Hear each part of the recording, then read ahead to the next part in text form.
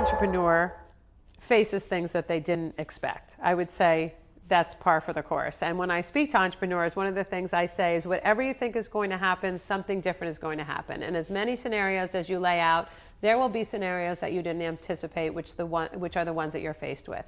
So when we started this company, I had lots of things that I was concerned about, but I faced a challenge. The business faced a challenge that I never could have anticipated. And ultimately, we were able to turn it into an opportunity, but it took some time. So our product was for female sexual health. We were clinically proven. We had peer-reviewed published studies. And I went to the different advertising vehicles, cable stations, networks, websites, radio stations, and I said, we're interested in spending money to promote this product. Obviously, we picked places where we thought our consumers would be. And I kept getting the pushback, we don't talk about this category, we don't advertise this category. I heard that at networks, I heard that from radio stations, I heard that from websites where they even talked about intimacy and relationships. So Mary and I decided that if we couldn't spend money, we had money to give and people wouldn't take it, if we couldn't spend our money to promote the message of the product, that would become our story. The fact that we couldn't get media would be our media. So I spent about a year trying to find a public relations firm who actually also thought that was a story. And we worked with a couple of people who, winked and nodded and said they thought it was a story, but never really had their heart in it. We ultimately found a person, Diane Turman, who's the founder and president of Diane Turman Public Relations, has been at it a long time, a real veteran, a person who really has built her clients on having those relationships in the newsroom, at the newspapers, before social media, those foundational businesses that are so important.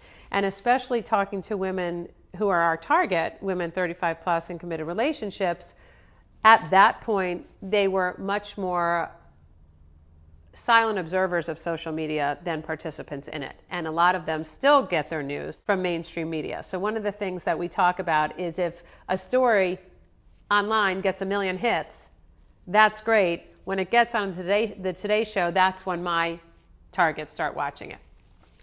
Anyway, long story short, we ultimately found Diane, who believed it was a story and believed it was a strategy. And on September 10th of 2010, a story appeared in the New York Times that spoke about the disparity of standards for male advertising versus female advertising in this area of satisfaction. So at that time, you could run, and you still can, run a Viagra ad, Levitra, Cialis, at 5 p.m. on the Super Bowl on CBS.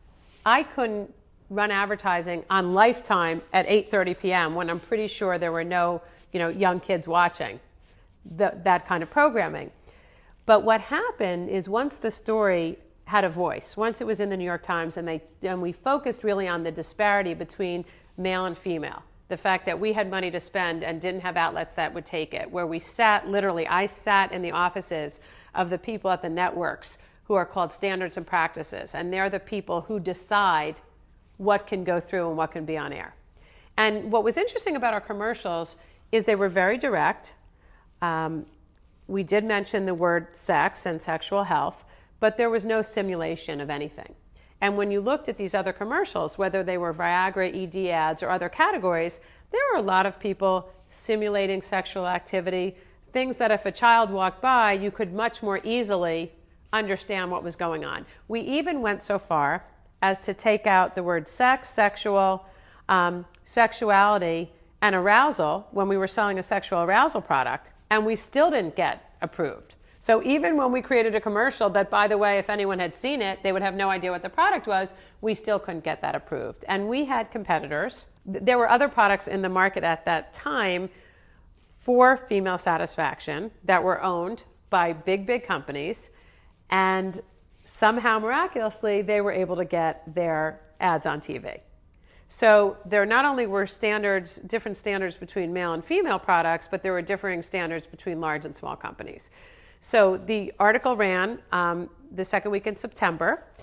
of 2010. The next day, the product was on The View and Good Morning America. The following week, Mary and I had our television debut, and we were interviewed by Ashley Banfield on Nightline. And I'll never forget, I love the lead-in, the headline. It was talking about the category, is it sexy or sexist?